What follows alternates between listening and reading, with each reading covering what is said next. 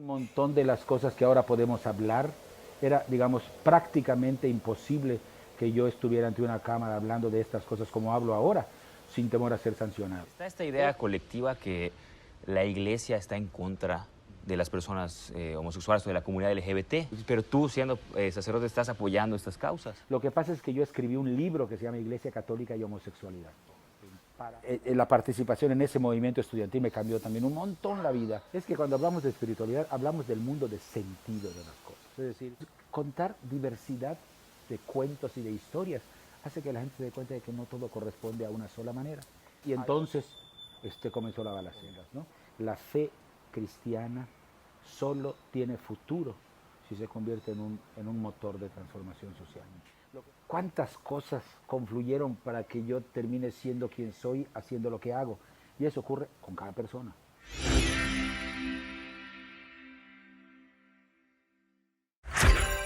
Hola a todas y todos, muy buenos días. Estamos aquí en la Casa de Libros José González Beitia. Nos acompaña el día de hoy el padre Raúl Lugo y vamos a platicar un poco sobre pues lo que ha hecho durante toda su vida, sobre su historia dentro de la cuestión de derechos humanos, de su participación en Indignación AC en una escuela en Maní y sobre todo la perspectiva de vida que tiene acerca de la espiritualidad. Pues bienvenido, Raúl. No, gracias por la invitación. Que te formaste entonces como sacerdote, ¿no? ¿Cómo fue esto? Sí. Bueno, yo te puedo decir hasta de los recuerdos más lejanos que tengo a propósito de esto. Bueno, yo soy de una familia más o menos común y corriente, es decir, mis papás no eran extremadamente religiosos, pero eran, digamos así, básicamente católicos, eran de ir a misa el domingo. Mi papá tenía una tienda de esquina ahí en Mérida, por el rumbo de los bomberos, en la calle 54, claro. Pero del San Benito unas 5 o 6 cuadras hacia el sur. Y tenía una tienda de esquina, de eso vivimos toda mi vida, y pues era de esas épocas en que los papás pensaban que lo único que podían dejarle a sus hijos, sobre todo papás como los míos, que venían como, digamos, de abajo, pues era proporcionarles el mayor grado de educación que se pudiera, y después ya, porque no había grandes herencias que dejar. Entonces mi papá se preocupaba un poco por eso, mi mamá también, que todos estudiáramos, y pues mi mamá nos llevaba a la iglesia, y yo el recuerdo más remoto que tengo, que tenga que ver con esto del sacerdocio, es que el párroco, que era el párroco de San José de la Montaña, que era la parroquia a la que pertenecíamos nosotros, era un padre así un poco como adelantado a su tiempo. Eran las épocas yo de mi infancia que todavía la misa era en latín, era previo al Concilio Vaticano II, y se usaba también un tipo de vestidura sacerdotal que les decían las guitarritas, eran unas cositas muy chiquititas. Pero este padre, como era así medio moderno, usaba unas casullas muy amplias, muy bonitas. Y entonces un día, creo que se fijó, yo recuerdo todavía estar de la mano de mi mamá, tendría por tanto como unos 6, 7 años, ¿no? Entonces extendió así sus brazos y me dice, ¿te gusta mi traje? Y le digo, sí, le digo, está muy bonito. Me dice, ¿quieres uno así? Pero tienes que entrar al seminario, me dice. Es como que recuerdo la primera chispa de decir que será eso. Y ya conforme fui creciendo, pues ya pensé que me hice muy de la iglesia, entre comillas, en el sentido de que pues participé en todas las cosas de la iglesia, fui acólito, después fui catequista. Ubicas que desde ese momento fue como que la chispita, ¿no? De que entrara al seminario. Y además, el ambiente de la iglesia, de la parroquia, pues era muy satisfactorio para mí, era siempre muy bien recibido, la gente te trataba bien, era una comunidad pequeña, pero muy activa, y después un montón de chavos y chavas del rumbo allá coincidíamos en eso, porque no había dinero suficiente para ir al cine, por ejemplo. Entonces siempre las iglesias se convierten también en terrenos de socialización, ¿no? Y había coros, yo aprendí a tocar guitarra allá, entonces sí, digamos, me hice mucho del ambiente de la parroquia. Así que cuando llegó el momento de terminar la primaria primero, y se podía en esa época entrar al seminario después de primaria, imagínate, un niño. Ahora ya no es así. No, ya no es así, ya no es así. En aquel tiempo se podía, terminabas primaria y entrabas, y ahí se hacían un periodo como de 5 años, que era el equivalente a la secundaria y a la prepa. Le decían el latinado, porque además aprendías latín. y después de eso ya comenzaba la carrera. Eso hace que muchos de esos padres antiguos, mayores que yo, en realidad, demostrablemente hablando, solo tienen la primaria. Porque además de que había la separación de iglesia y Estado, era más bien confrontación, todos los estudios en el seminario no eran reconocidos. Pero no, yo ya entré en época en que la gente no entraba sino hasta, bueno, terminar la primaria. El párroco no estuvo de acuerdo, decía que yo era un niño, que iba yo a ser de chico. Terminé la secundaria y manifesté otra vez que quería entrar. Él volvió a decir que no, diciendo que no había necesidad, que regularmente estudiar la preparatoria ya, pues era más bien para alumnos que no tenían acompañamiento en su propia parroquia, pero como yo sí lo tenía, lo mejor era que terminara la preparatoria, y terminé la prepa y hasta después entré al seminario. En 1975 entré yo. El seminario mayor, ¿no? Al seminario mayor. Yo entré ya directamente a la carrera, no hice estas partes, digamos, del seminario menor que le dicen, ¿verdad? Que es la preparatoria. El seminario mayor, entonces, podría decir que es una carrera como de teología. Es una carrera que tiene básicamente tres partes. Un primer año, que le dicen el año introductorio, y que sirve como para que uno aclare si de veras quiere seguirle o no. Ahora le llaman, bueno, ahora han cambiado los nombres, pero en mi época se llamaba el propedéutico, un año propedéutico. Y después de que uno terminara ese año propedéutico, entonces ya entraba a la carrera, que era en aquella época de 6 años, 2 años de filosofía y 4 años de teología. Eso ha crecido un poco ahora, porque han metido un año en el que se sale a las parroquias. En mi época no había eso, y ya han aumentado un año de filosofía más, ahora son 3 de filosofía y 4 de teología.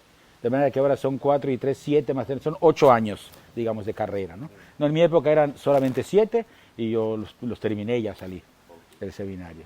Entonces ya después fue que fui a estudiar un tiempo a Europa. Estuve 3 años haciendo una primera carrera en Roma sobre estudio de Sagradas Escrituras, los textos, digamos, originales de la Biblia en griego y en hebreo. Y después de eso me concedieron una beca para preparar el doctorado en Israel.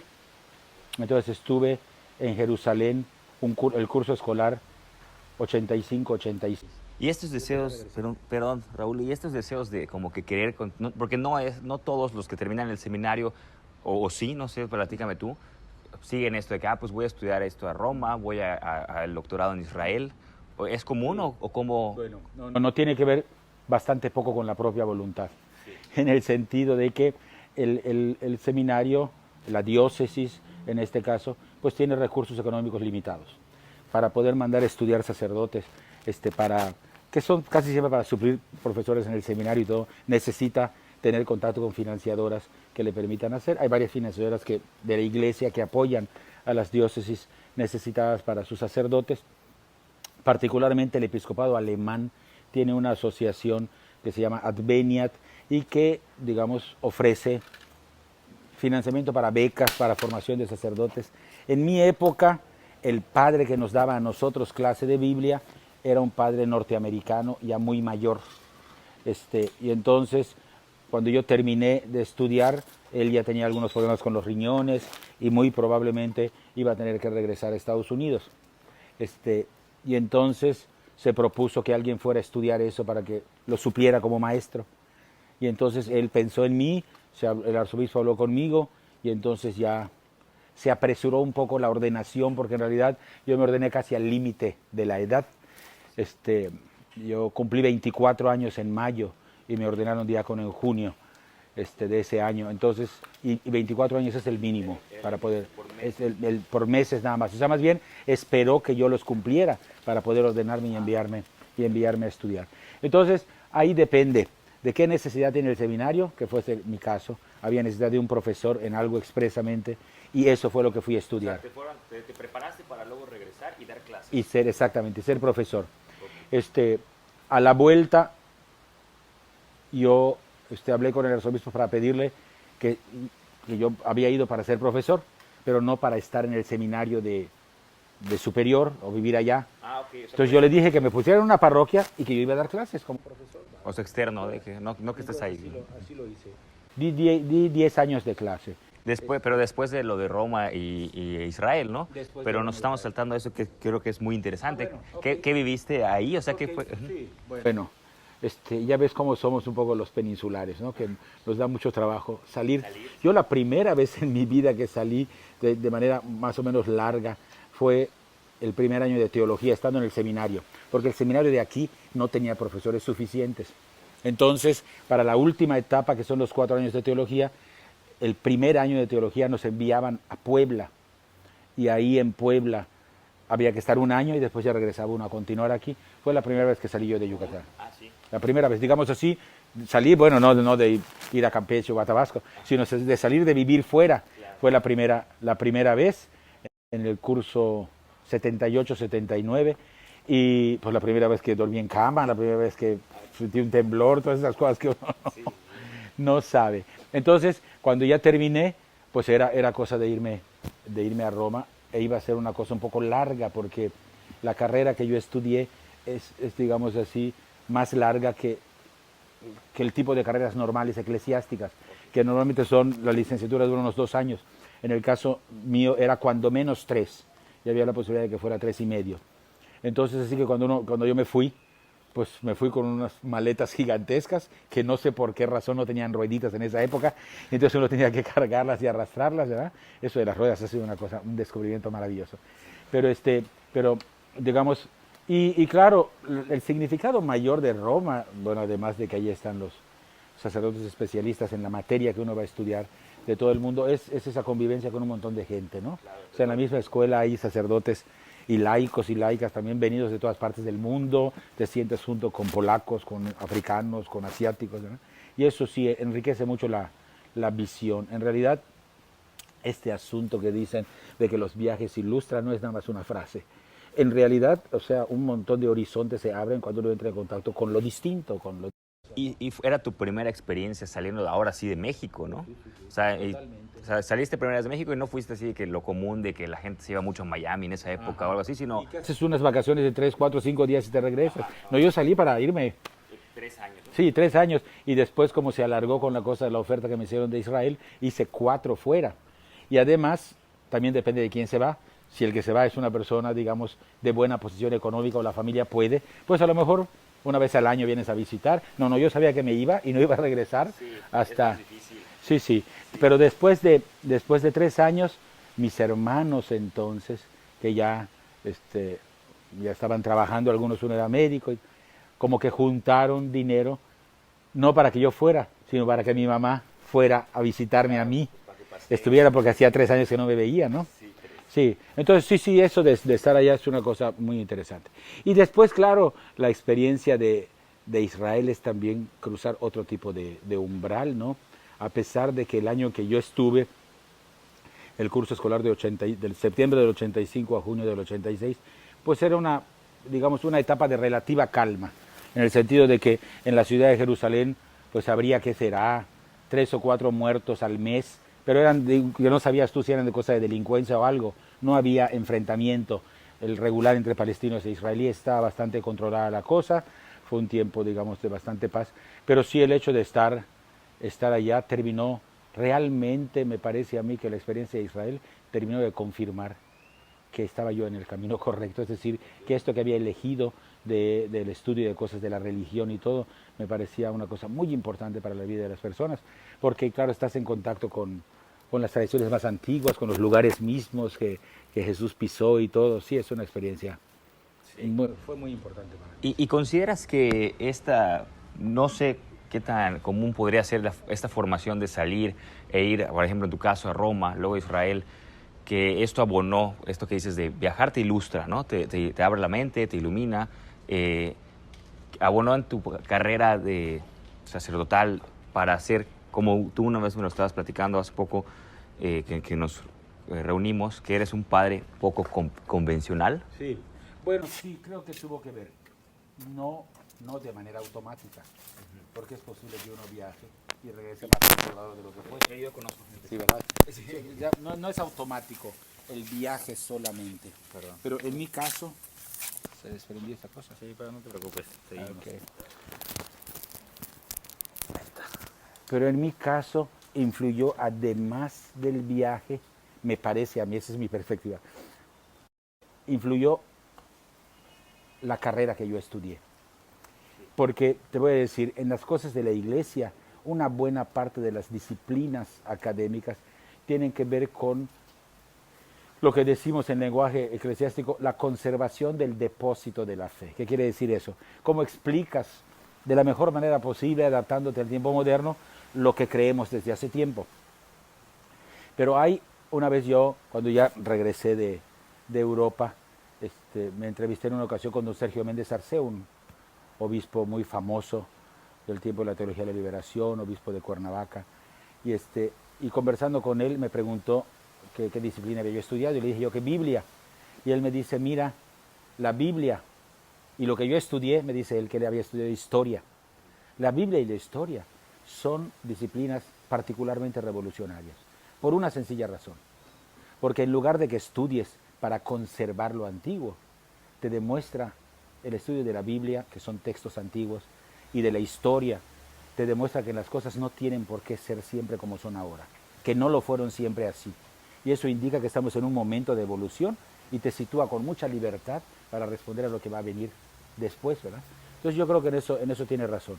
Por una parte está, digamos, el hecho del viaje, por otra parte está la disciplina que uno va a estudiar, en mi caso, Biblia, que tiene que ver con textos antiguos y que te das cuenta de que no son textos caídos del cielo. Nadie le dictó en su oído al escritor sagrado que iba a decir allá. Cuando decimos nosotros que es palabra de Dios, decimos una cosa bastante más compleja, que así como si hubiera una iluminación que los hizo escribir. No, en los textos hay tachones, enmendaduras, relecturas, un montón de cosas, ¿no? Entonces eso como que te abre los ojos y te hace ver que las cosas no son tan simples como las pensamos y que siempre hay que suponer que detrás de las cosas que vemos hay un misterio más amplio que todavía queda por explorar, ¿no? Eso por parte de la disciplina. Pero yo también tengo un pasado previo al seminario que contó mucho para eso. Yo, como te dije, no entré al seminario después de la secundaria porque el padre no quiso. Y estando en prepa llegó un momento en que decidí que a lo mejor ya no entraba al seminario. Porque a mí me tocó en el año de 1974, estando en segundo de preparatoria, el asesinato de Efraín Calderón Lara, el Charras. Y yo me involucré totalmente en la lucha, sí, en la cosa como parte de la preparatoria, que en ese tiempo pues, era la única preparatoria de la universidad, era considerada parte de la universidad. Por tanto, los comités de lucha tenían representación de cada facultad y también de la preparatoria. Yo estaba en el comité de lucha de la preparatoria. Digamos, la participación en ese movimiento estudiantil me cambió también un montón la vida, porque me hizo fijarme y darme cuenta de la necesidad de que la vida sirva no solamente para que tu carrera te dé una manera de vivir o te coloque inmediatamente, como se pensaba antes, en otro estrato social que te pone por encima, sino que si para algo tenía que servir la vida era para hacer que el mundo fuera un poco mejor, ¿verdad? Y que las personas que más sufrían menos. Y entonces la labor del Charras era, digamos, verdaderamente loable en ese campo. Me parece ser un paréntesis que para quienes nos ven y no saben quién es Efraín Calderón Lara, el Charras, fue un estudiante de Derecho, líder estudiantil, no sé si fue dirigente tal cual, pero pues era un líder estudiantil que se preocupó mucho por los derechos de los trabajadores, ¿no? Y entonces él, al tener este conocimiento de abogado, porque en ese momento era facultad de abogacía, ¿no? Sí, sí. Pues se procuró mucho por el derecho de los trabajadores que no tenían sindicato, que no tenían todas estas cuestiones laborales, y pues eso le molestó a muchos empresarios, ¿no? Entonces, pues fue todo este movimiento, ¿no? Sí, sí. Digamos, la gota que derramó el vaso fue que algunos de los sindicatos creados por el Charras, digamos, debilitaron o desbarataron a la que era la central sindical única en la época del partido hegemónico, la CTM. Entonces, cuando la CTM empezó a darse cuenta de que perdía control de los trabajadores, se armó todo y entonces terminó siendo asesinado. Y sí provocó un movimiento bastante grande, que fue, digamos, inicialmente estudiantil, pero yo pienso que es uno de los movimientos sociales en Yucatán más importantes del siglo XX, porque se organizaron comités de luchas también en colonias y gente que supo del Charras. Entonces, sí, a mí el Charras, digamos, la experiencia del Charras me cambió la vida un poco, porque además pues hay de esas coincidencias que uno no se espera. A mí me tocaba, como parte del comité de lucha, se cerró la calle 60, donde está la universidad, que en ese tiempo estaba, digamos, era no solamente el edificio central, sino ahí estaba la Facultad de Leyes. Y, cerramos la calle con una especie de barricada, con llantas y eso. Y entonces Tú siendo estudiante de prepa, ¿verdad? Estudiante de prepa. Sí, nos íbamos como turnando las gentes de prepa y de carrera nos íbamos turnando para cuidar, porque pues había que mantener la barricada toda la noche, ¿verdad? Y entonces a mí me tocó un sábado por la mañana, lo recuerdo muy bien, y entonces ya fui yo allá a hacer mi turno, y ese sábado fue la balacera de la universidad. Entonces yo tuve que esconderme en el edificio central y desde allá verla. Entonces sí, no, fueron experiencias que me marcaron mucho. Entonces claro, yo cuando entro al seminario, pues tengo un poco Pero ¿cómo estuvo esto de la balacera? Porque sí es muy sonado que los casquillos estaban ahí y que luego los quitaron Voy a enseguida. contar lo que yo viví. Yo estaba sentado en la guardia en las escaleras del Peón Contreras, que no era teatro, era un cine viejo, o sea, alguna vez fue un teatro, ¿verdad? Se convirtió pues en un cine, digamos, de baja calidad, un cine de esos que tenían tripletazos nacionales y que por un boleto veías 3 películas.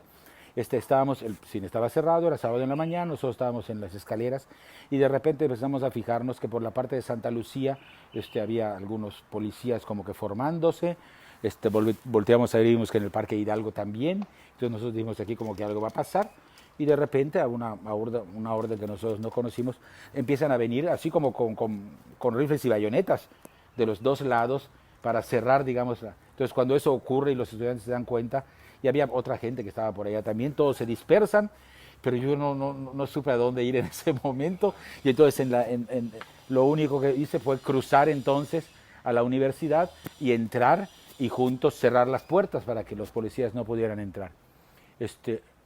Pesan un montón esas puertas de la universidad, nunca las había yo.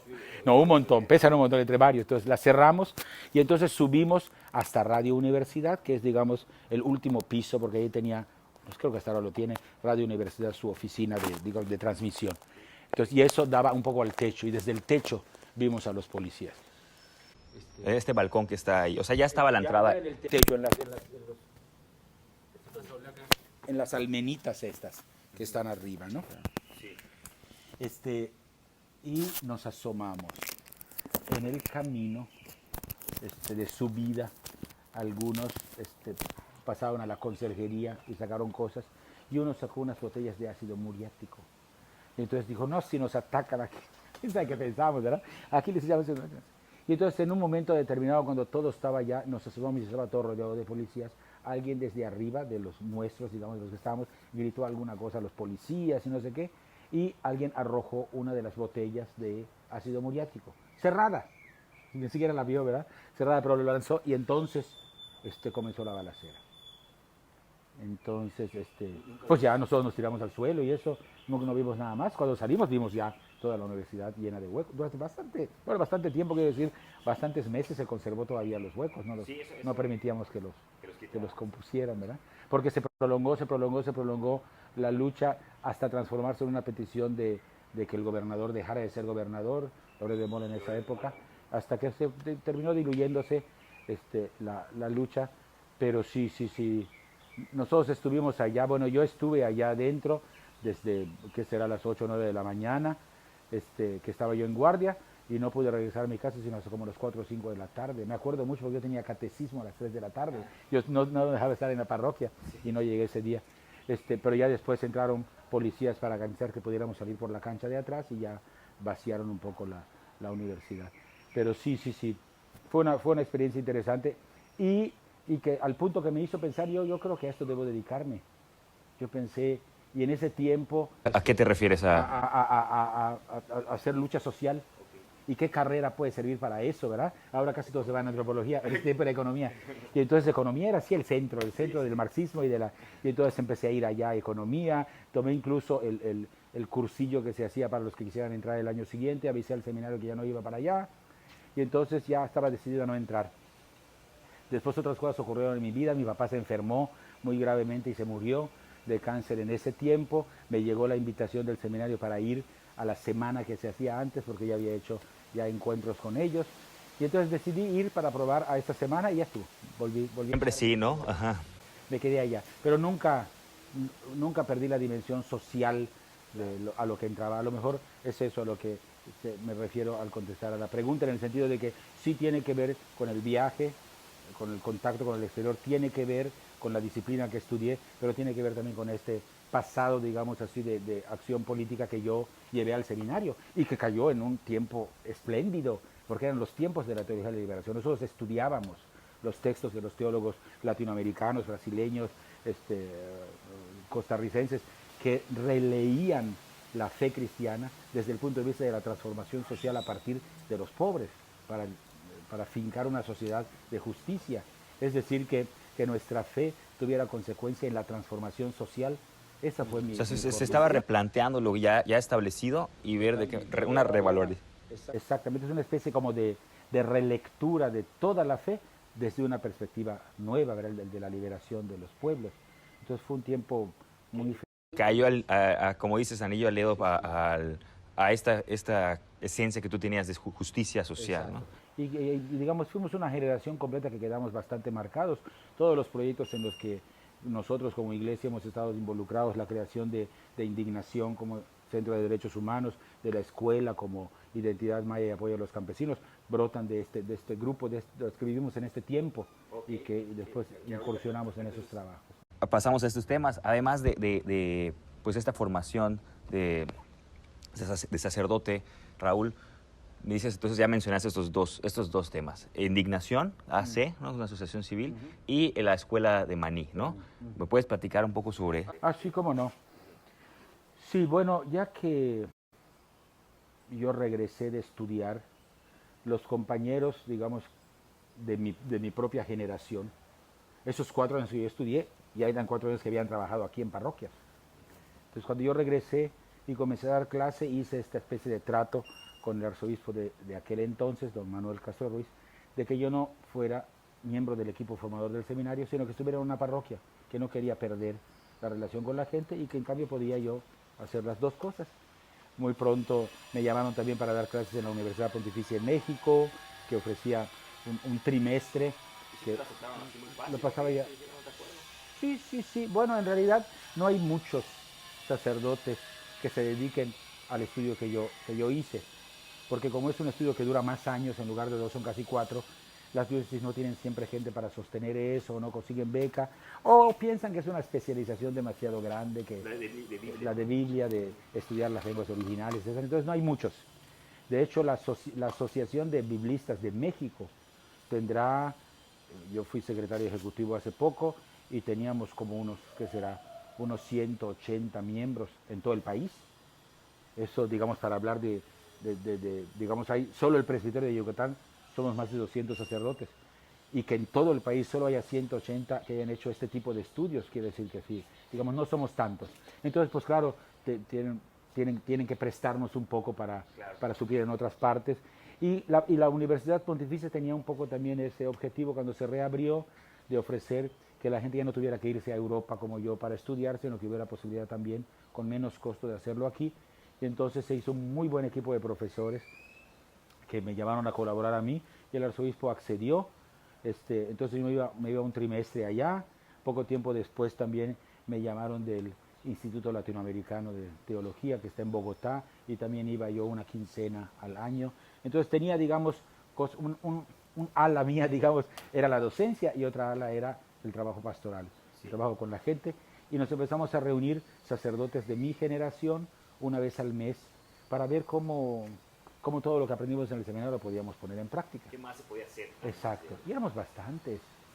Yo recuerdo reuniones como de 16, 18 padres que estudiábamos documentos sociales de la iglesia, analizábamos la realidad, veíamos los conflictos sociales que había, qué se podía hacer, etcétera, y la realidad campesina de muchos de ellos que eran párrocos rurales. Y entonces fue que ese era un poco lo mismo que ocurría con los sacerdotes, ocurría también con otros fieles de la Iglesia Católica, laicos y laicas, que también, digamos, metidos de lleno en la lectura de libros de la teología de la liberación, querían dar el salto de lo propiamente religioso a la acción civil. Es el tiempo del surgimiento de los grandes grupos de derechos humanos en todo el país, casi todos ellos al principio ligados a la Iglesia.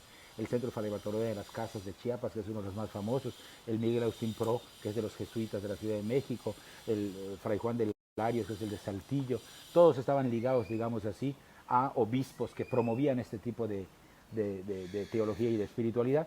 El nuestro no es que fuera muy avanzado, nuestro obispo en aquella época, pero era un obispo bastante tolerante, que te escuchaba mucho, que veía, digamos, qué cosas razonables era, que te advertía algunas cosas de riesgos, pero que no cerraba caminos. Entonces eso nos permitió reunirnos a nosotros, hacer varios proyectos pastorales para fomentar comunidades eclesiales de base con la gente más pobre. Y entonces empezó a surgir qué otras cosas se podían hacer, ¿no? Sí. Y el equipo de derechos humanos comenzó con 2 o 3 de este grupo de sacerdotes, pero el equipo de derechos humanos en realidad es obra más bien de mujeres. Son las mujeres las que nos marcaron la ruta, las que nos incluyeron a nosotros. Son, digamos, algunas de ellas todavía continúan en el movimiento de derechos humanos, pero están presentes en indignación. Y que eran, pues, algunas, por ejemplo, algunas habían sido religiosas y después se salieron. Otras, pues, eran gente de parroquia, pero que habían estado con párrocos que fomentaban este tipo de espiritualidad. Entonces, sí, había un movimiento grande en todo el país, ¿no?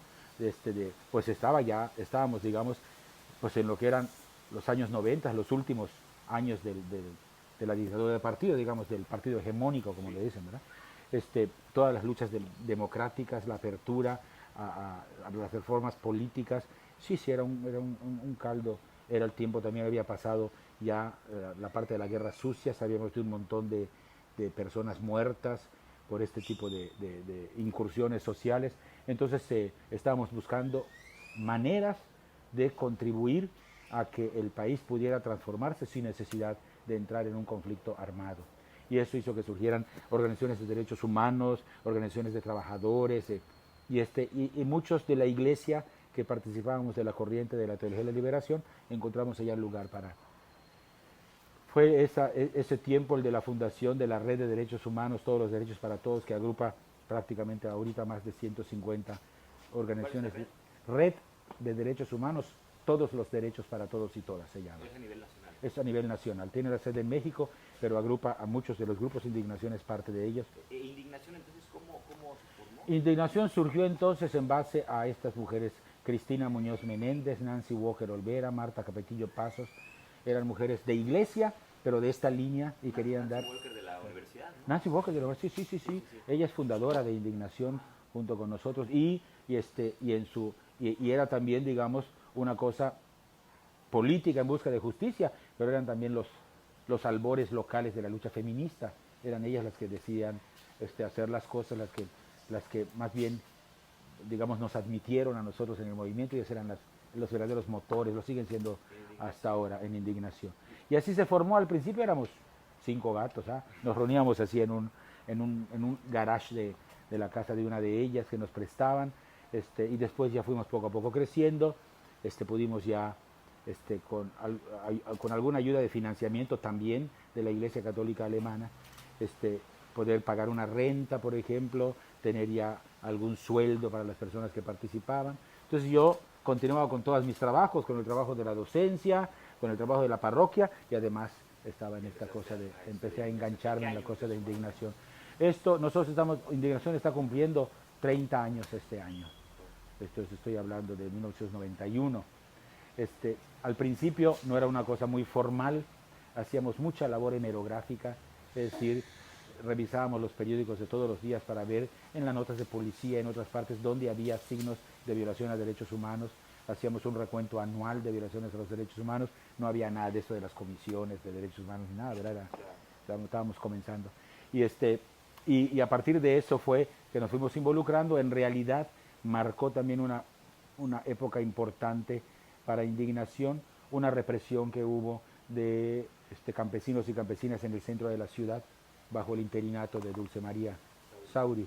Entonces hubo un conflicto y la policía golpeó a mucha gente, se encarcelaron a varios, y entonces los que éramos, digamos, que observábamos y notificábamos de las violaciones de los derechos humanos, nos vimos metidos en el asunto porque nos llamaron por los presos para que fuéramos a verlos y viéramos. Entonces, porque eran los únicos que estaban... Porque éramos los únicos que estábamos un poco en este campo. Después ya han surgido muchas otras organizaciones, ¿no? Gracias a Dios hay ahorita mucha participación de la sociedad civil en un montón de campos que no había antes, pero sí en ese sentido fuimos un poco pioneros en el caso de los derechos humanos, y lo mismo ocurrió con la cosa de la ecología. Era una cosa de locos en esa época la ecología, era una cosa de Brigitte Bardot, que cuidaba ballenas, ¿verdad? Sí. Se pensaba que era un poco superfluo esta cosa pero nosotros, por el trabajo con los campesinos, nos dábamos cuenta ya de lo terrible que estaba haciendo. Por una parte la deforestación de los bosques, por otra parte la inmigración cada vez más grande de campesinos y campesinas mayas. No sé si saben ustedes, pero allá en el norte de California, en el estado de Oregon. La capital es Portland. En los alrededores de Portland, uno de los suburbios es un pueblo maya, totalmente maya. Hablan en maya entre ellos y llevan a las señoras para que les hagan tortillas, esos manuchos y todo.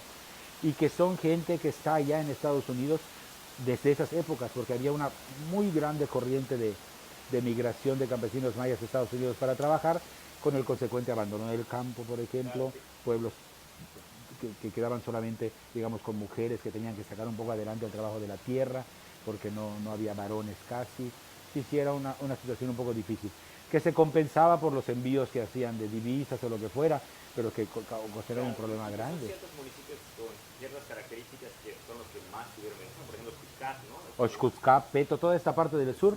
Cenotillo también, ¿no? Cenotillo En parte también había dos circunstancias. Una era también que en esa época los que llevaban a las personas y los pasaban eran bastante más confiables que ahora. O sea, nadie te abandonaba en el camino.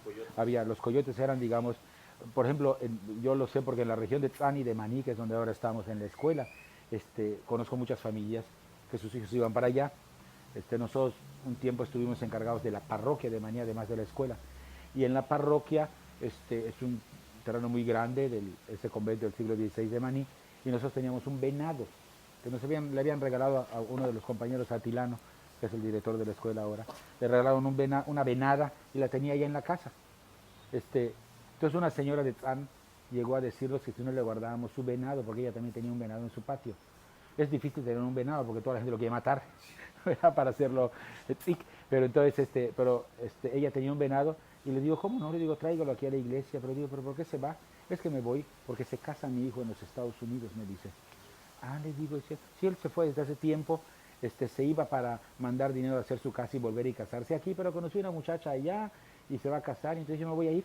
Le digo, oiga, le digo, porque es una mestiza que habla maya. Le digo, ¿y cómo se va a ir usted? Ya está todo arreglado, me dice. Yo voy a viajar en camión hasta Tijuana y ahí me voy a esperar y de ahí me van a pasar. Nosotros cuidamos al venado de la señora se fue, tardó como 3 o 4 meses en regresar. De hecho, ya no encontró a su venado, porque hubo en el camino algún cosa de ciclón y se cayó una parte de la barda de la iglesia y entraron perros y nos mataron a los 2 venados, mordicieron a los 2 venados. Entonces ya le decimos, ¿sabe qué, señora? Fíjese que su venado. Ay, no se preocupe, padre. Pues sí, pero ¿por qué tardó tanto en regresar? Me dice, no, hombre, padre, es que claro que llegué y pues ya ve cómo son esas cosas. Nos tuvieron en una casa, después vino el coyote y nos pasó por un montón de cosas. Pasamos una parte del río, una parte caminamos desde que, bueno, salimos en una alcantarilla de un pueblo de los Estados Unidos. Ahí nos esperaba otra camioneta, pero todo me lo cuenta ella, claro, yo me imagino las cosas que debe haber pasado, ¿verdad? Pero lo contaba de tal manera como diciendo, yo sabía que una cosa seguía, no era fácil, pero una cosa estaba enlazada con la otra, quién te recibía, quién te llevaba a otra parte y así.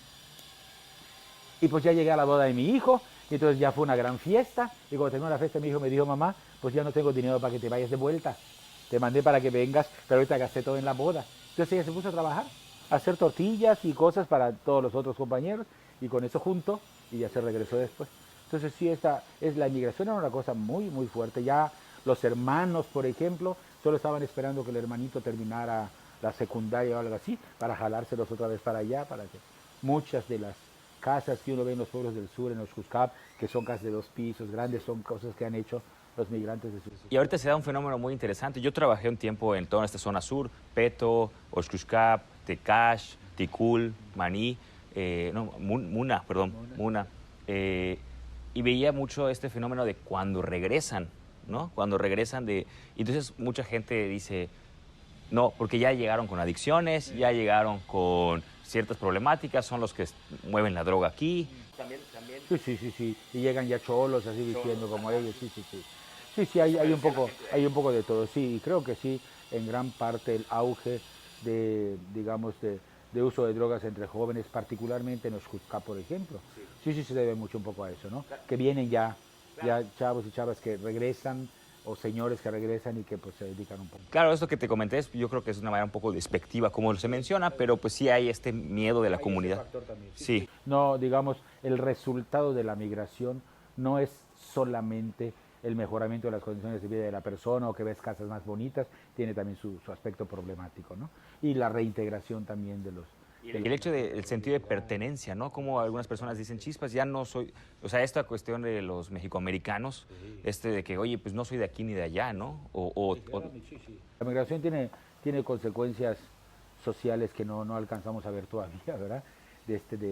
Digamos, de la reconstitución de identidades y de, sí, gente que sí no es de ninguna parte, ¿no? Y el duelo, ¿no? De que, por ejemplo, desde un día para otro ahí, deportación y todo lo que construiste en 10, 15, 20, 30 años, inclusive 40, ya no lo tienes y regresas a un país que ya no conoces, ¿no? O los líos para reclamar cadáveres y los que se mueren allá por cosas de pandillas o por lo que fuera. Y como, sí, es complejo, es complejo. Y la parte del sur es una parte, digamos, que tiene mucho ese fenómeno de la migración. Trabajabas, regresando a esto de indignación, dices que ya va a cumplir 30 años y han trabajado toda esta cuestión de derechos humanos, ¿no? De cuando se violan los derechos humanos, etcétera. Y decías también que hay una escuela en Mani, ¿no? Sí. La escuela de Maní surgió más o menos hacia el mismo tiempo. La escuela cumple oficialmente este año 25 años, pero como escuela, es decir, como un local que tiene espacios específicos para eso. El trabajo comenzó unos 3 o 4 años antes, junto con el trabajo de indignación, como una experiencia también paralela. Pero en este caso, nuestra preocupación era doble. Todo este asunto de la devastación medioambiental que nosotros ya veíamos y que cuando la comentábamos decían que estábamos locos, que era una ideología extranjera que habíamos exportado, ¿verdad? Como si nosotros, sí, hablar de esas cosas, ¿no? De que había que cuidar el medio ambiente y esto. El fenómeno de la migración que dañaba mucho algunas partes, o cuando menos cambiaba un poco el aspecto de las partes donde trabajábamos parroquialmente hablando. Pero también había un interés muy grande por la identidad del pueblo maya. A nosotros nos cuestionaba mucho que pastoralmente hablando hubiéramos caído presa nosotros también del discurso gubernamental, de que aquí todos somos yucatecos. Entonces como que no hay, o sea, la presencia de un pueblo maya diferenciado de los demás, por la cultura, por la forma de pensar, por sus ritos, por sus tradiciones, no, digamos, es un asunto de folclore nada más, ¿verdad? Y a nosotros que vivíamos en los pueblos, muchos de los padres que nos juntábamos, decíamos, no, esto es mucho más que eso, es un pueblo que tiene derecho a seguir existiendo como quieren existir ellos. Es decir, y su relación con el Estado tiene que ser distinta, es decir, el Estado tiene que respetar y había comenzado ya a lo lejos esta misma batalla en Europa, con los catalanes y en España, por ejemplo, ¿no? Cómo renovar el pacto social de manera que digamos, estas homologaciones de población bajo un Estado nacional no terminara por matar las diversidades que le dan vida a una nación, ¿no? Entonces nos preocupaba eso, tanto indignación como la escuela, nos abocamos mucho a trabajos de identidad. De hecho, indignación progresivamente se fue haciendo cada vez más maya. No solamente que sus casos son de pueblo maya y de territorio maya, sino que el equipo mismo es ahora bicultural, la mitad es maya y la mitad es no maya. La mitad son hombres, pero la mitad son mujeres. Digamos, hay un deseo de paridad salarial que reconoce el trabajo de las personas independientemente de su formación académica, de acuerdo con lo que puede hacer. Entonces sí, son de estos movimientos, tanto la escuela como indignación, que no solamente quieren hacer cosas hacia afuera, sino que quieren que los que estamos dentro comencemos a vivir lo mismo que decimos, pero vivirlo nosotros también, ¿no? Todo este tipo de jerarquizaciones que se dan en la sociedad y que nosotros no queríamos repetir. Y en la escuela lo que ocurrió fue que nosotros entramos en contacto con un grupo de alemanes que vino a hacer una experiencia. Eran de los primeros verdes, cuando ser verde no era un partido político, sino era ser, digamos, como ecologista. Sí. Llegaron ellos pues con este nuevo discurso de la ecología, eran los años 90, pero ellos querían encontrar mayas con quienes aliarse en un estudio de 2 años, cultivar en un terreno común. Ellos les compartirían técnicas agroecológicas y los mayas rescatarían de su memoria colectiva las maneras como los abuelos de sus abuelos cultivaban una tierra tan difícil como la yucateca, tan llena de piedras. Y en este fecundo intercambio ellos se iban a ir, digamos así, con una visión un poco distinta. Estuvieron 2 años, hicieron un trabajo muy bueno, era una organización que se llamaba Árboles para el Pueblo. De hecho, uno de ellos, de apellido Neugenbauer, se quedó a vivir acá, vive por detrás del rumbo de Ticul. Se quedó en una especie de granja agroecológica aquí. ¿Tuvo hijos aquí? Pues no sé así de su vida personal, pero él vive aquí. Yo, te lo pregunto porque yo escuché, o tengo un amigo que es abogado, que es de Mashcanú, es maya, y él una vez me comentó que un antropólogo alemán vino aquí, se casó y tuvo hijos, y entonces el hijo que nació y creció aquí en la cultura maya, pues tenía un fenotipo totalmente alemán. Entonces tuvo conflictos con la autoridad en esta cuestión de la aportación de armas, en la que dijo, oye, pero es que ¿por qué tienes un arma? Es que pues la ley de protección de usos y costumbres me permite, ¿no? Pues para cazar, ¿no? Pero es que tú no eres maya. Y sí soy maya, ¿no? O sea, pero no te ves como maya. Entonces hubo un conflicto ahí de, pues no eres porque... No sé si es exactamente Neugenbauer, porque hay varios que hicieron eso. Hay, por ejemplo, en Telchaquillo, uno que era filólogo y que estudiaba estas cosas de los jeroglíficos mayas. Y llegó y conoció a una mujer maya y se casó y vive en un pueblo pequeñito, él totalmente maya. O sea, él, digamos, siendo de nacionalidad alemana, salen las tardes sentadas en la puerta de su casa sin camisa, sentado con los otros señores. ¿Verdad? Sí, se ha adaptado muy bien. Probablemente por allá también que ese sí tengo entendido que tiene hijos. Bueno, entonces sí, nosotros comenzamos ese trabajo en la escuela con los campesinos que habían estado con este grupo de alemanes. Los llamamos, bueno, algunos de ellos los conocíamos porque eran sacristanes de las iglesias que teníamos, entonces pedimos que nos ayudaran en esto. Queremos hacer un proyecto de vuelta al campo, que la gente tuviera cuando menos una opción más, no necesariamente solo irse a Estados Unidos, sino que pudieran vivir a través del campo y que el campo les podía redituar bien, que podían no solamente alcanzar a comer, sino satisfacer las necesidades de su familia si lo hacían de una manera distinta, no quemando su milpa cada rato, no metiendo químicos, etc. Entonces ellos nos ayudaron, pasaban a nuestras parroquias. A cada parroquia le tocaba una vez al mes. Entonces nosotros juntábamos los campesinos en los patios de las iglesias y ahí se cultivaba para que ellos aprendieran. Cuando una organización alemana del episcopado alemán conoció la experiencia, vino a vernos y nos dijo que ellos querían apoyar trabajos de este tipo, pero pues son alemanes, ¿no? Esta cosa así un poco informal no les gusta mucho. Ellos querían una escuela, que si queríamos, ellos nos daban dinero, pero nosotros teníamos que dar un terreno para que ellos pusieran una escuela en forma. Y se hiciera vínculos con centros académicos y hubieran campesinos que pudieran ir gratuitamente y estar un año completo para esa formación. Entonces fue que ya comenzamos la escuela.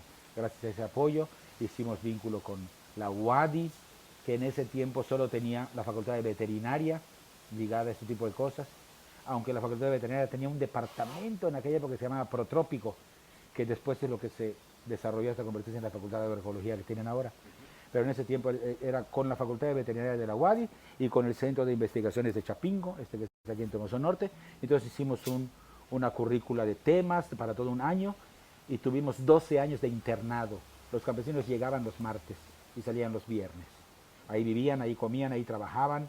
Entonces, claro, una formación grande, porque de enero a enero estaban prácticamente todas las semanas, salvo la Semana Santa que no iban. Todas las demás tenían que estar allá. Sí. Y salían campesinos muy bien formados en técnicas agroecológicas. Y también en esta cosa yo daba una clase sobre espiritualidad de la tierra, había otros que daban clases sobre historia maya, para que los mayas... Había hasta clases de lengua maya, para maya parlantes.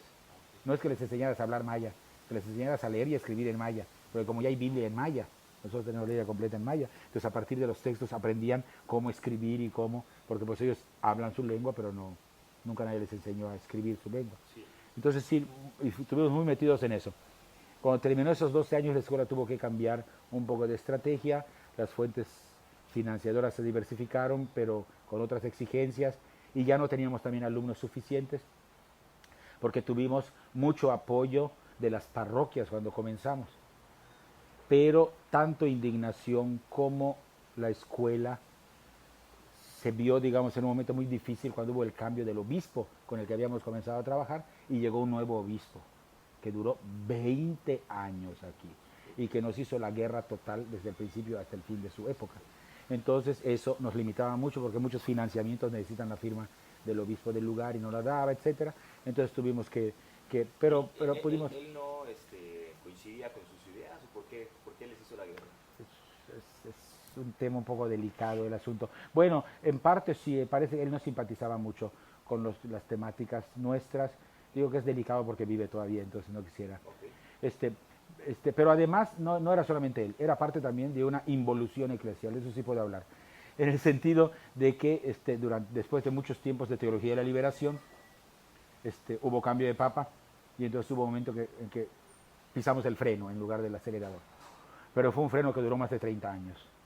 Y durante los papados del Papa Juan Pablo II y del Papa Benedicto, hubo una especie de freno de todas estas iniciativas de hacer que la fe tuviera efectos de transformación social. Nos volvimos otra vez un poco más, otra vez como antiguamente, hacia el fortalecimiento de la Iglesia como institución. Hay muchas cosas que explican este fenómeno, todo el problema del bloque soviético y su caída, etcétera. No estoy diciendo, no estoy calificando moralmente el asunto, estoy planteando las cosas como... Pero esa especie de involución que nosotros llamamos el invierno eclesial en el que vivimos durante cerca de 30 años, nos frenó mucho, porque el acceso a los financiamientos tenía que ver un poco con eso, y tuvimos que batallar. Indignación llegó un momento en que estuvo casi a punto de cerrar, porque tuvimos que volver al trabajo voluntario de nuevo, no teníamos ya financiamiento, y pues quedamos en Indignación, pues los que estábamos nada más por pura voluntad y no por entonces, pero después ya fuimos rehaciéndonos y ya. Pero sí, esto digamos, fue un momento difícil para la supervivencia de ambas instituciones, tanto de Indignación como de la escuela. Indignación además tenía una particularidad que, como es un trabajo eminentemente político, mi presencia en Indignación pues es un poco incómoda, porque es un ministro religioso que tiene a veces que hablar o que hacer cosas de índole política. Entonces tuve problemas con la Secretaría de Gobernación en algunos momentos y cosas de esas. Entonces para allá por esa parte. Pero además, porque una parte integral de los derechos humanos es el respeto de las minorías. Entonces cuando nos metimos en cosas de diversidad sexual y de todo, entonces pues las autoridades eclesiásticas pues paraban las orejas como diciendo, se meten en terrenos que no podemos nosotros, etcétera. Entonces, pero mira, yo hago una evaluación después de 25 y 30 años de trabajo en esto, y no haría, si se retrocede el tiempo no haría seguramente las cosas igual que las hice, ¿verdad? Pero seguramente que seguiría yo clavado en este tipo de temáticas. Me parece que la fe cristiana solo tiene futuro si se convierte en un motor de transformación social, y que eso responde en realidad a su realidad original, que digamos, aunque tardó algún tiempo, terminó derribando el sistema esclavista y todo debido a su propia doctrina, ¿verdad? Entonces yo me siento, digamos, contento, no satisfecho del todo, pero sí contento de las cosas a las que me he dedicado a lo largo de mi vida, ¿no? En parte lo que mencionabas hace un rato, que siempre has tenido este sentido de justicia, ¿no? Y ahorita mencionabas un poco sobre las minorías, que ahorita sí nos evocamos mucho a la cuestión de los pueblos originarios y este abuso de derechos humanos que ha existido históricamente, pero también hay otras minorías, ¿no? Y mencionaste ahorita lo de la diversidad sexual, ¿no? Me parece que en lo que platicábamos e investigué un poco de este escrito que hiciste de Iglesia y Sociedad, ¿no? Que este fue el que causó... Bueno, Iglesia y Sociedad se llama la columna que yo mantengo, que durante mucho tiempo fue una columna semanal en el diario de Yucatán. Escribí por cerca de 16 años en el diario. Nunca tuve ningún problema de censura, siempre pude decir lo que pensaba y quería decir, hasta que ya no se pudo más, precisamente por estos temas. Y entonces tuve que decirle al diario, no, si no quieren que yo escriba sobre lo que escribo, pues, y se acabó la relación, digamos. No nos peleamos, pero terminamos la relación con el diario, y entonces se convirtió en un blog que ya se podía hacer. Entonces es ahí donde sigo escribiendo. Ese es el que se llama Iglesia y Sociedad. Lo que pasa es que yo escribí un libro que se llama Iglesia Católica y Homosexualidad. Es el libro que reunía, digamos así, algunos de los trabajos que había yo hecho de acompañamiento a gays y lesbianas. En el tiempo en el que estuvimos en Manía, hacíamos unos retiros de acercamiento de personas de diversidad sexual a la iglesia. Todas ellas, o muchas de ellas, muy lastimadas porque en realidad uno tiene que ponerse, aprender, parte del sentido de la compasión es aprender a ponerte en los zapatos de la otra persona. Muchas veces la mayor parte de la gente, digamos de lo que ahora se llama gente que vive de acuerdo con la heteronormatividad, como le dicen ahora, no es capaz de comprender lo que significa tener que vivir ocultándote permanentemente. porque eso es lo que hacen un montón de gays y lesbianas, ¿verdad? Que para sobrevivir en su trabajo, en las cosas, sobre todo, gracias a Dios cada vez menos, pero sobre todo hace algunos años, pues tenía que aparentar otra cosa que no era. Yo traté con un montón de gente casada, y después se habían separado de sus familias, y que reconocían delante de mí que se habían casado nada más porque tenían que haberse casado, porque si no, no conseguían un trabajo, si no, no estaban bien con la familia, si no, etcétera.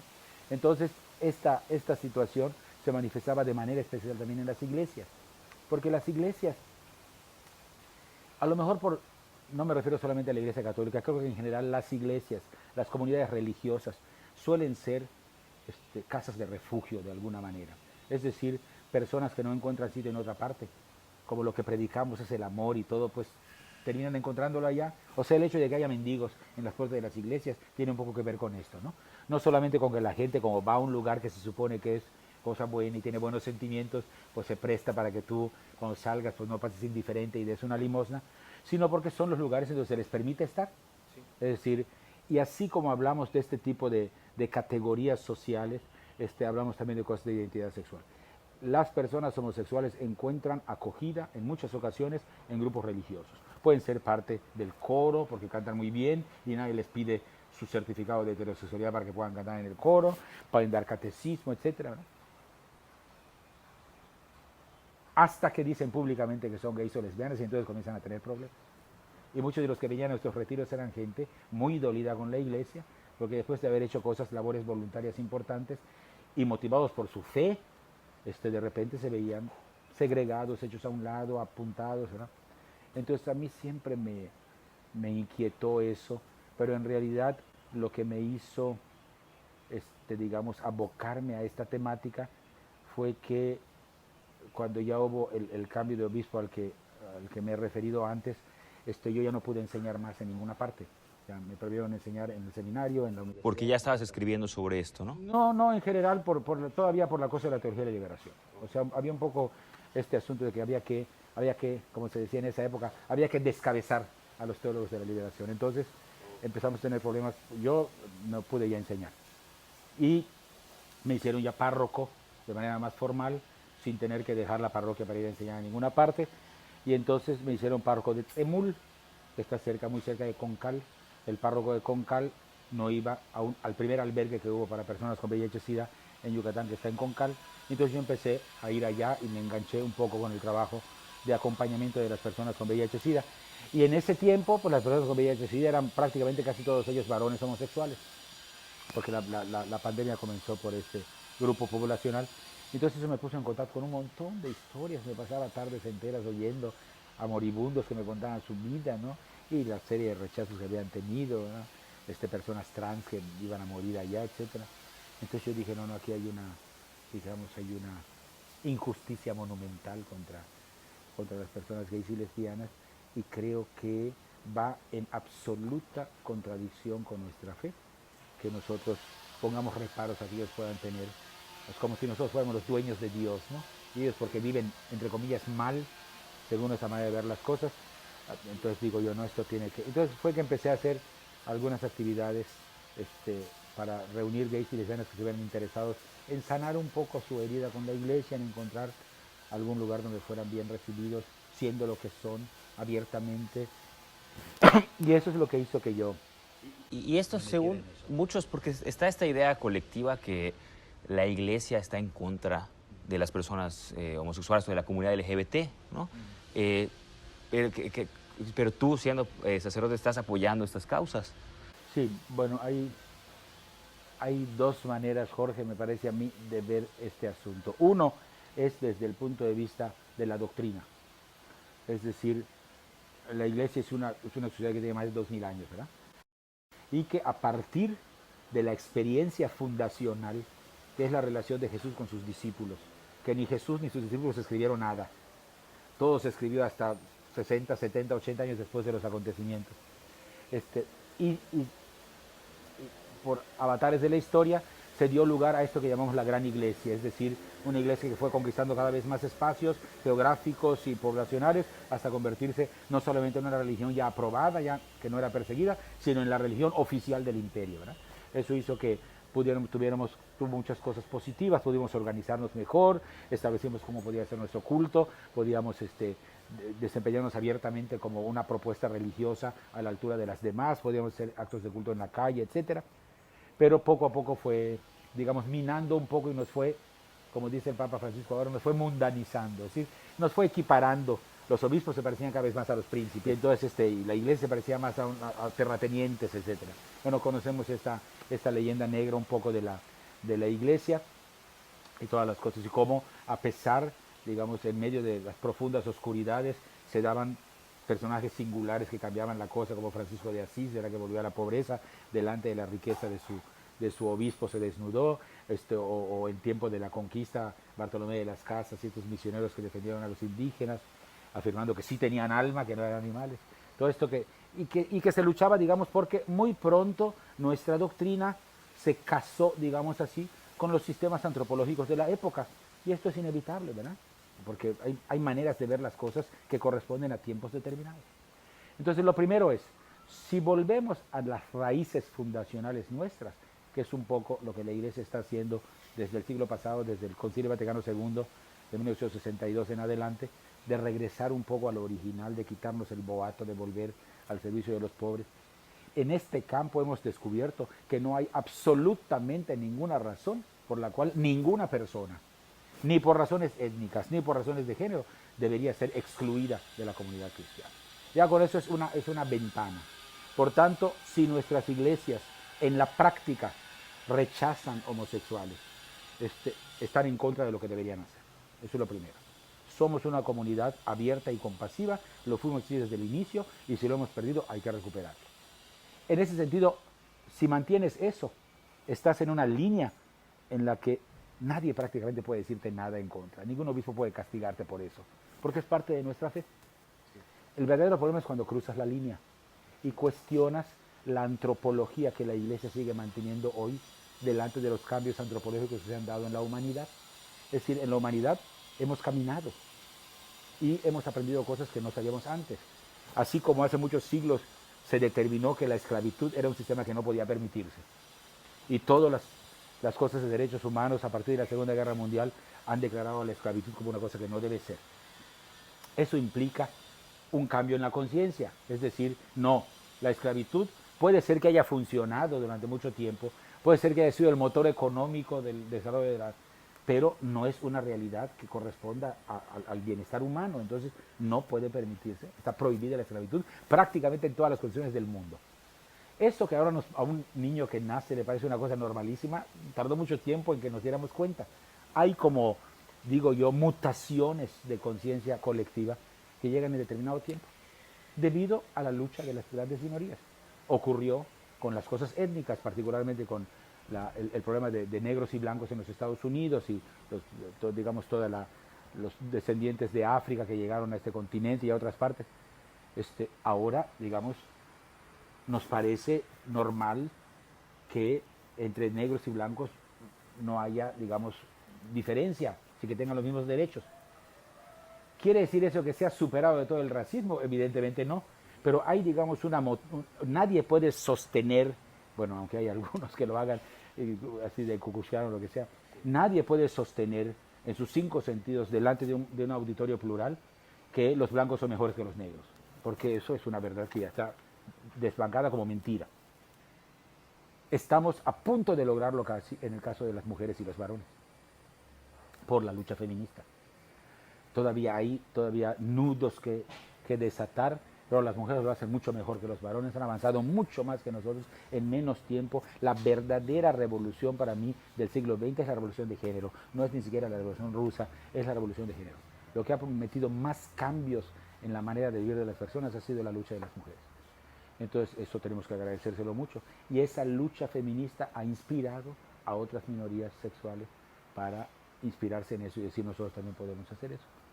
Entonces, el asunto de la diversidad sexual no es tan claro como parece que ya está quedando claro la cosa de las mujeres y los varones. Porque implica quiebres mayores, ¿no? Reconocimientos de cosas que nos negamos a reconocer, como por ejemplo el hecho de que la diversidad no es la ocurrencia de alguien, es parte de la naturaleza. Es decir, en Oslo hicieron a finales del siglo pasado, 1998, una exposición que se llamaba este, em, bueno, no recuerdo, ahorita me acuerdo del título, pero la exposición era, no, decía antinatural entre signos de interrogación. Y era una exposición sobre todas las especies animales en donde hay fenómenos que podríamos calificar equivalentemente a homosexualidad. Y entonces, como diciendo, o sea, mientras más conocemos la naturaleza, más admiramos su profunda diversidad, ¿verdad? Y eso no tiene por qué ser distinto. Y eso ha ido poco a poco calando. Ha costado más trabajo, pero gracias a Dios ya son cada vez menos los países que penalizan la homosexualidad, que no tienen leyes contra la discriminación. Puede ser que en algunos lugares sigan sufriendo mucho, pero legalmente hablando ya son pocos los que los meten a la cárcel o los matan. Todavía hay algunos países que hacen eso, pero digamos cada vez son menos. Y esta lucha me parece a mí irrefrenable de condiciones de mejor vida para las minorías sexuales, van consiguiendo cosas jurídicas, van consiguiendo igualdad de derechos, van consiguiendo que no sean discriminados, lucha contra el bullying en las escuelas, la cosa del matrimonio igualitario, etcétera. Y entonces eso, digamos, va haciendo no solamente que las leyes se modifiquen, sino que la conciencia también se modifique. Claro. Y uno puede notarlo muy fácilmente con la brecha generacional. Es decir, yo veo a las personas de mi época, es decir, que tenemos ya más de 60 años, y lo que costaba ser gay o lesbiana para la gente de mi generación es otra cosa totalmente de los muchachitos de ahora. O sea, hay muchachitos de ahora que no tienen ningún problema en que su compañero sea gay o lesbiana. No tienen que estar afirmando su masculinidad delante de ese diverso, porque ha cambiado la manera de ver las cosas. Bueno, esa mutación de conciencia, la Iglesia no la ha asumido todavía. Y ese es el verdadero problema. Y es que es eso, ¿no? Que se relaciona mucho, hace rato decías que esta perspectiva de replantear lo que ya está escrito, muchos bueno, yo veo que muchos se lo toman como lo que se escribió no se puede mutar, ¿no? O sea, no hay que cambiarse, entonces está establecido que así es. Se me vino a la mente, yo soy psicólogo, entonces doy consulta privada y acudió conmigo a consulta una señora que ha estado 20, 30 años metida en la iglesia, en la cuestión de, creo que no sé si es maestra de catecismo o está en estos grupos de lectura de Biblia y todo esto, pero su hija es lesbiana. O sea, digo pero porque esto le causaba un conflicto de que acude conmigo en primera instancia a intentar aceptar o entender por qué su hija es así. Sí, y entonces ella tenía un sentido de culpa de que qué hizo mal, si yo fui buena madre, por qué me salió así, etcétera, etcétera.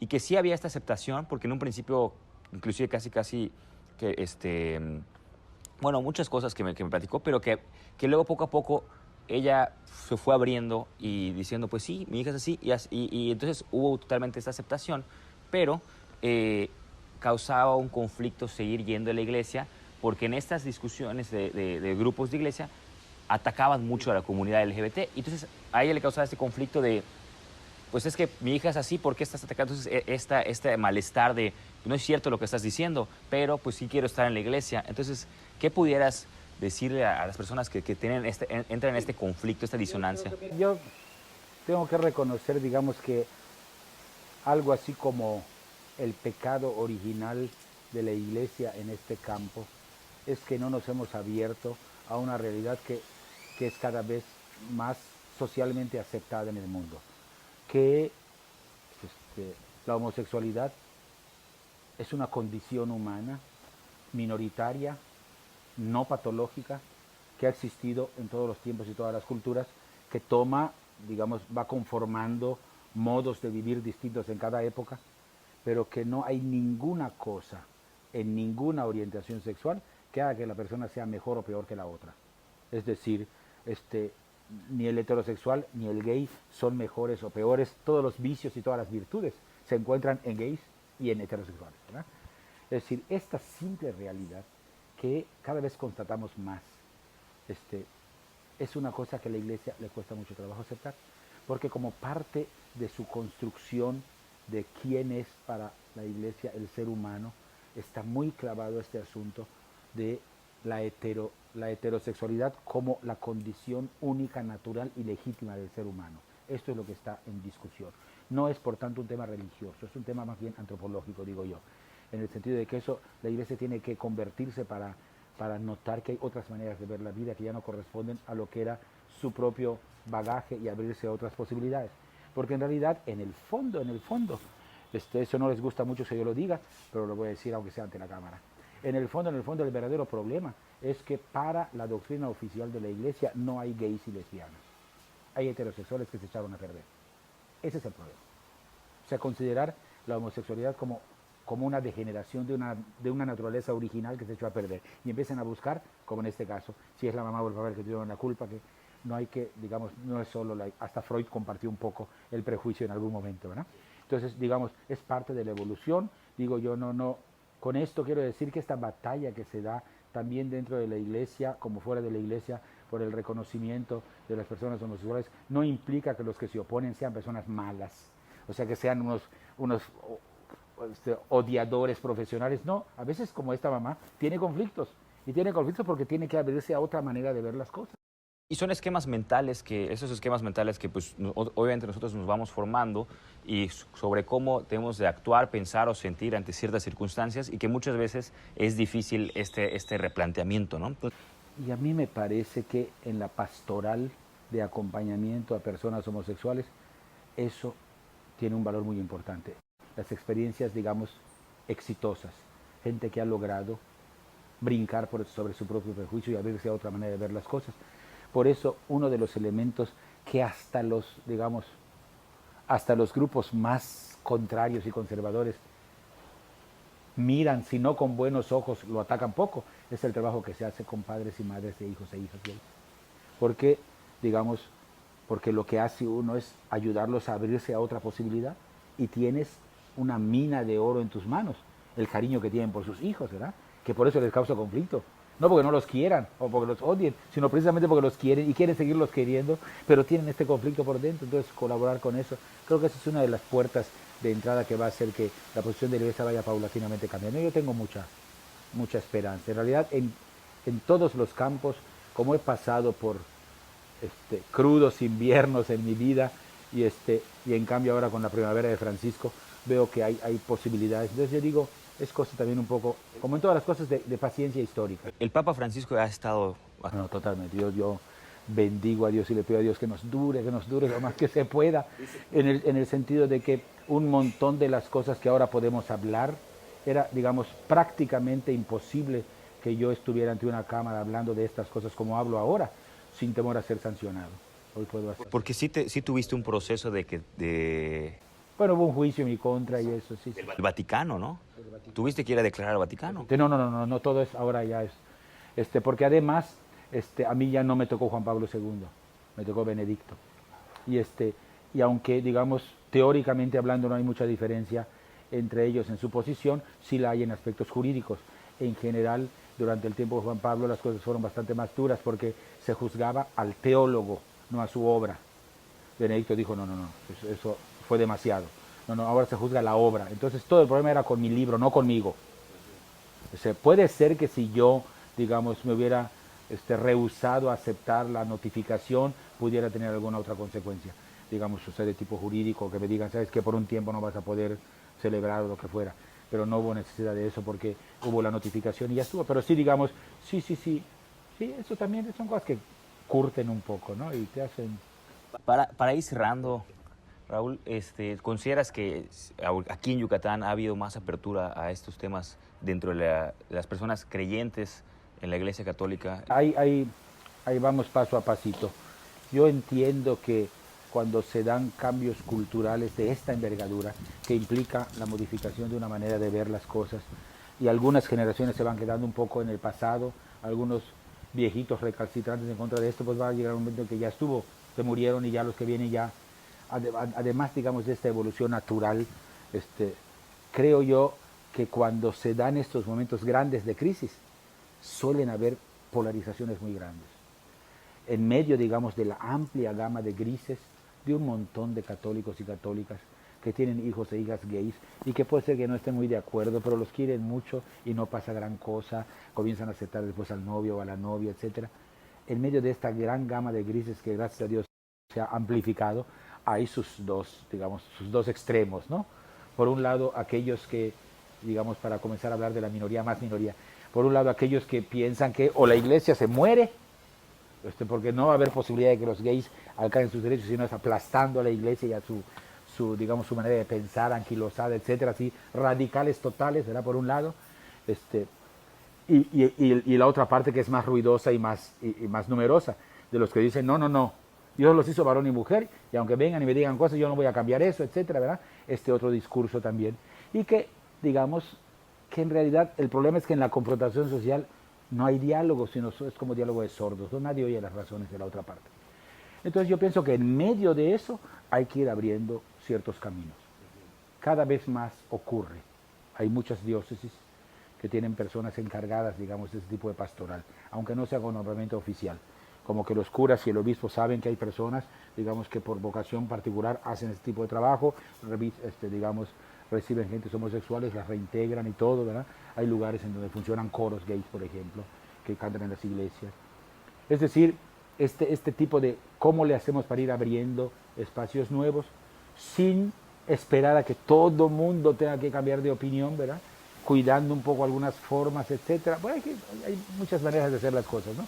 Pero sí, yo tengo mucha confianza. En ese sentido, Francisco ha sido una pieza clave. Porque aunque no se ha atrevido, supongo yo que por temor al cisma que la iglesia termine dividiéndose, a tomar, digamos, en la rienda el cambio de la posición doctrinal de la iglesia, ha hecho un montón de gestos de apertura, desde aquella declaración en el avión de que quién soy yo para juzgar, hasta ha recibido personas homosexuales en audiencias privadas, ha convivido ha bautizado hijos de dos lesbianas, ha hecho un montón de gestos como diciendo, ¿saben qué? Este asunto está cambiando, va a ir cambiando, ¿verdad? Sí, claro. Entonces, me parece que es una manera bastante más pastoral de hacerlo. Yo espero que aquí en Yucatán pueda iniciarse también un trabajo un poco de ese tipo, en el que con toda calma, sin mucho recurso a polémicas estridentes, se vaya dando cada vez más un movimiento de inclusión que termine ganándonos, pero ganando a todos. Perfecto. Raúl, y ya para ir cerrando, tengo dos preguntas que me gustaría que platicáramos.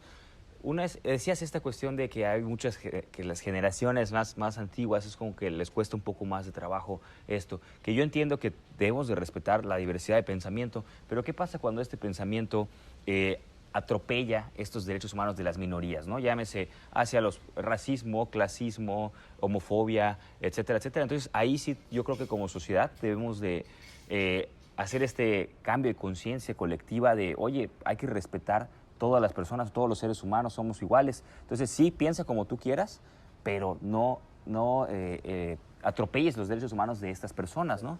¿Cómo pudiéramos fomentar este cambio de conciencia? Mira, sí, sí. Sin decirle cómo tiene que pensar, ¿no? Sí, tocas una llaga. En el sentido de que cada persona somos solo en este rato que hemos estado conversando, digamos que hemos hablado de mi propia persona. Uno puede ver cuántas cosas confluyeron para que yo termine siendo quien soy, haciendo lo que hago. Y eso ocurre con cada persona. Poniéndonos o sea, la compasión no es solo para las minorías explotadas, también para estas personas que cierran los ojos. Tratar de ponerse en sus zapatos y entender el tipo de formación que han recibido y el que tienen que ofrecerles oportunidades de cambiar. Y no, también debo decir, conozco un montón de gente adulta mayor, mucho más abiertas que muchos jóvenes, ¿ah? Porque hay algunos jóvenes, particularmente con cierto tipo de formación académica o universitaria, de cierto tipo de universidad, que digamos que resultan más cerrados. O sea, muchachos que son batalladores y que son capaces de casi de quemar al gay, ¿verdad? Que salen a las marchas para quitarles cosas. Y en cambio veo gente, adultas mayores, que curtidas por la experiencia se dan cuenta de que las cosas no tienen que ser como las vivieron ellos y que se van abriendo cada vez más, pero no es solamente cosa de edad. Pero sí es cierto que en el ámbito, digamos así, de las edades, pues es normal que quienes hemos cruzado ya los umbrales de los 60 venimos de una formación, gente que no tuvo, digamos, la fortuna como yo de meterme en cosas de política y de cosas a un tiempo determinado y que se mantuvieron en una formación convencional y esa formación pues se va convirtiendo en un sedimento que es difícil de romper al final. Yo lo que pienso que hay que hacer son dos cosas. Número uno, ofrecer cada vez más y mejores oportunidades para que las personas adultas mayores en calma y con tranquilidad puedan sentarse y hablar de estas cosas. Les da un poco de trabajo, en general la cosa de la sexualidad. Pero hay que motivar y hacer espacios para que la gente pueda conversar de esto. Hay que, me parece una cosa muy importante, no hay que dar tanto la batalla de las ideas cuanto compartir experiencias. Es decir, cambia mucho más la manera de ver las cosas, de romper estereotipos, mostrar cosas que son muy visibles. Es decir, en primer lugar, que o sea, que es un fantasma, que todos los gays son necesariamente pederastas, o que todas las lesbianas son necesariamente de un solo tipo, de un solo estereotipo, ¿verdad? Entonces, contar diversidad de cuentos y de historias hace que la gente se dé cuenta de que no todo corresponde a una sola manera. Eso, ofrecer más y mejores oportunidades de diálogo de este tipo de asuntos a personas adultas mayores, eso es muy bueno, me parece. Y el otro lado es el que mencionas tú, establecer también ciertos límites. Es decir, quién, de acuerdo con su propia conciencia, ha caminado lo suficiente como para optar porque no debe haber ningún tipo de discriminación en contra de ninguna persona. Si está en una posición de autoridad, como es el caso de un sacerdote, tiene que poner ciertos límites a las cosas. No, en esta iglesia no se excluye a las lesbianas y a los gays. Es que vive escandalosamente. Jesús se sentó a conversar con una mujer en el brocal de un pozo que había tenido 5 maridos y que estaba viviendo con el sexto que no era su marido. Y no dejó de conversar con ella y le cambió la vida a la mujer. Entonces no somos nosotros nadie para contradecir al maestro a quien le hemos entregado nuestra vida, ¿verdad? Entonces, hacer eso me parece que es muy importante, porque hay algunos padres que le tienen un poco de miedo al qué dirán de las mayorías, ¿no? Y las mayorías de las iglesias suelen ser bastante conservadoras. Entonces, no ir poniendo, sin aspavientos, pero con mucha firmeza, ir incluyendo personas, que alguna persona abiertamente gay pueda pasar a leer en la misa. ¿Por qué no va a poder leer en la misa? No hay ninguna cosa que le prohíba leer en la misa. A forzar un poco para incluirlas, etcétera, va haciendo que la gente vaya dándose cuenta de que no se acaba el mundo. Este lío del matrimonio, ¿no? Yo me río un poco de eso, porque hay gente que le parece que es la hecatombe, ¿no? Les digo, ¿saben qué? Hay países nórdicos que tienen 25 años de tener matrimonio y no se ha desbaratado el país. No son más malos de lo que eran antes, siguen siendo igual de serviciales y de buenas gentes. Es una cosa de decencia ofrecer oportunidades a todas las personas, ¿verdad? Y esas cosas van a ir cambiando. Pero sí, para con los adultos, ofrecer más oportunidades de diálogo sobre estos temas, y para los que, digamos, quieren imponer su modo discriminatorio de pensar, mostrarles que hay un límite que no se va a permitir. Con eso bastaría. Perfecto, Raúl. Ahora sí, última pregunta, que ya no podemos tanto platicar mucho de esto, pero pues tú, yo creo que es muy importante, sobre todo en esta cuestión del envejecimiento que estamos nosotros trabajando, el proceso de, entendiendo el envejecimiento no es de llegar a cierta edad, sino un proceso evolutivo que empieza desde el día en que nacemos hasta el día en que morimos, ¿no? Todo el tiempo estamos envejeciendo. Y la importancia aquí, que de hecho el modelo de envejecimiento activo de la Organización Mundial de la Salud lo propone, es la espiritualidad, ¿no? Y pues tú pues ejerces, o sea, o promueves la espiritualidad a través de la Iglesia Católica, pero entiendo que no solo es la única manera de promover una espiritualidad. Entonces, ¿tú cómo ves? Y yo, o sea, me gustaría saber tu punto de vista sobre la importancia de la espiritualidad en el ser humano, sí, y el proceso de envejecimiento. Como bien planteas, hay, digamos, cuando menos 2 maneras de abordar la temática, ¿no? Una es desde la propia tradición religiosa. Es decir, efectivamente, cuando nosotros hablamos de espiritualidad en la iglesia, hablamos de espiritualidad con adjetivos. Es una espiritualidad cristiana, es una espiritualidad que tiene ciertas características de pertenencia comunitaria, de seguimiento a un líder, en este caso Jesús, de unas escrituras con las que tenemos que batallar un poco porque son de otro tiempo, pero tienen que readaptarse, etc. Ese molde de espiritualidad, digamos, es una oferta que va al parejo de otro modelo de espiritualidad que es la budista, de otro modelo de espiritualidad que es la evangélica, etcétera, ¿no? Entonces, en ese sentido, digamos, es una manera particular, digamos, casi corporativa de denominar un tipo de espiritualidad.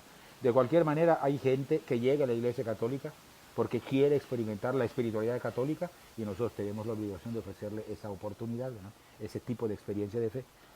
Pero otro ámbito un poco más amplio, es al que creo que te refieres tú, es que cuando hablamos de espiritualidad hablamos del mundo de sentido de las cosas. Es decir, la preocupación no es la militancia en tal o cual religión, sino la significación de lo que hace. Si lo que hace sirve o no sirve, para qué sirve, qué significado tiene, qué significa para ti. En este mundo del sentido es en donde la espiritualidad realmente afinca sus raíces más hondas, ¿no? De manera que habría, aunque suene contradictorio, incluso una cierta espiritualidad atea. Si hubiera ateos que dan razón de por qué hacen las cosas digamos, y asumen y optan voluntariamente con una serie de valores que ellos establecen como válidos para sí mismos. Por ejemplo, yo he sido bendecido por la vida, porque el trabajo de los derechos humanos, de la cosa campesina, de la diversidad sexual, me ha puesto en contacto con un montón de gente no creyente. Digamos, digamos, en mi lista de amigos cercanos, una tercera parte son gente que no comparte mi fe. Y sin embargo, no dejan de ser mis amigos y compartimos un montón de cosas. Hay un maestro universitario, cuyo nombre no voy a mencionar ahora, pero que me decía que en alguna ocasión se asombró de que pasó el INEGI para el censo, y él está casado y tiene sus hijos. Y entonces le preguntaron su religión y dijo no, que él no creía nada, que era ateo, es un antropólogo, no sé qué. Y entonces como que el entrevistador le dijo, sí, ¿está usted? Sí, estoy casado, son mis hijos y mis nietos. Pero dice, ¿está usted casado con una sola mujer? Sí, claro, le dice el otro, ¿no? O sea, entonces me doy cuenta de que las personas tienen el estereotipo de que el ateo no tiene ningún referente de valores, como que los valores solo se aprenden en la religión. Y dice, entonces eso, claro, me lo está comentando él, y a mí hace cuenta que como que se me caen así algunas tuercas que tenía en la cabeza, ¿no? Y digo, efectivamente, ¿no? O sea, el asunto del mundo de sentido, de la significación honda de las cosas, del misterio de esto que llamamos vida, que no puede explicarse solamente con 2 o 3 fórmulas, es mucho más amplio de lo que pensamos.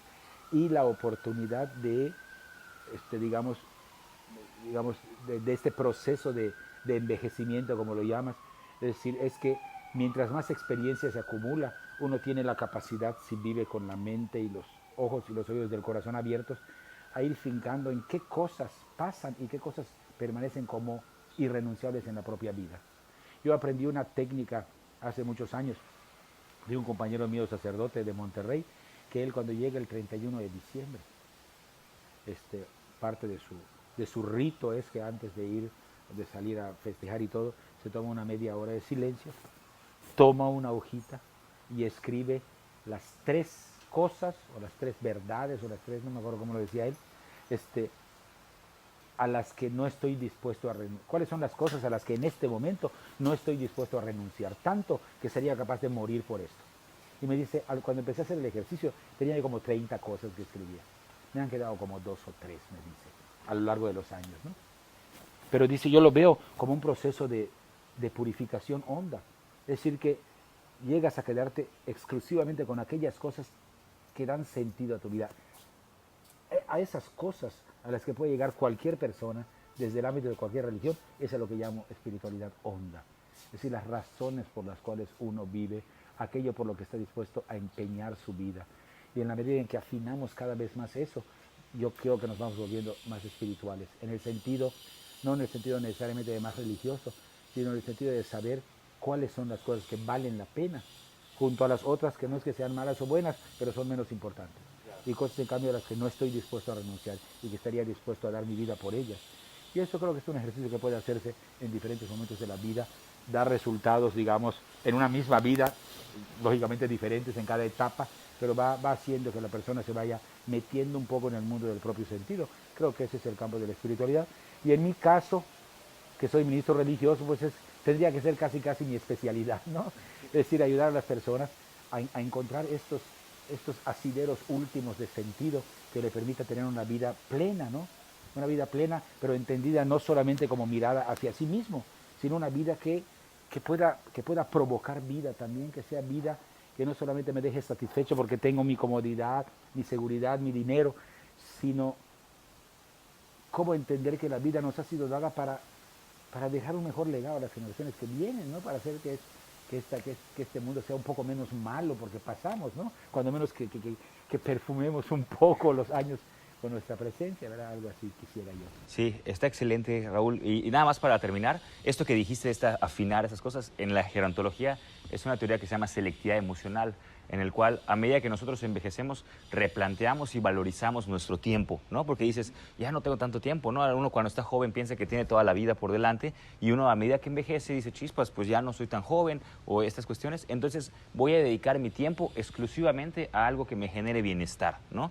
Y esto, por ejemplo, yo también doy clases en la universidad y lo platico con mis alumnos en el que dice, antes, por ejemplo, te invitaron a una fiesta y, sí voy a ir porque, aunque no quiera, porque es por compromiso. Y ahora pregúntense ustedes si van a ir a una fiesta que quieren. No, pues ya no quiero y no me importa si quedo mal, pues no quiero ir. Y si lo ves ahora con personas mayores, por ejemplo, son mucho más selectivas, ¿no? Entonces muchas familias dicen, es que ¿por qué tal persona, mi abuelito no quiere ir? ¿O por qué esto? Pues porque simplemente a él no le genera un bienestar o a ella no le genera un bienestar. Solo voy a dedicar exclusivamente mis cosas a lo que a mí me gusta, ¿no? Entonces va muy de la mano, creo que con lo que comentaste, ¿no? Perfecto, Raúl. Pues muchísimas gracias. De verdad, ha sido un placer, de verdad, muy, muy, muy enriquecedor platicar contigo. Y pues muchas gracias a todas las personas que nos sintonizaron. Voy a meterme a ver qué es eso que hacen ustedes allá en su portal, porque me parece muy interesante. Claro, no, pues de verdad, y cuando quieras, de verdad, estás invitadísimo a venir aquí y gracias a que no está en cámaras, pero a José Luis, el anfitrión. Estamos en la biblioteca José González Beitia. La Casa del Libro. Casa del Libro. Perfecto, pues muchas gracias. Gracias a ustedes. Y te queda, chicos. Muy bien. Ahora una despedida con fruta, café. Muchas gracias. Cayó el maná.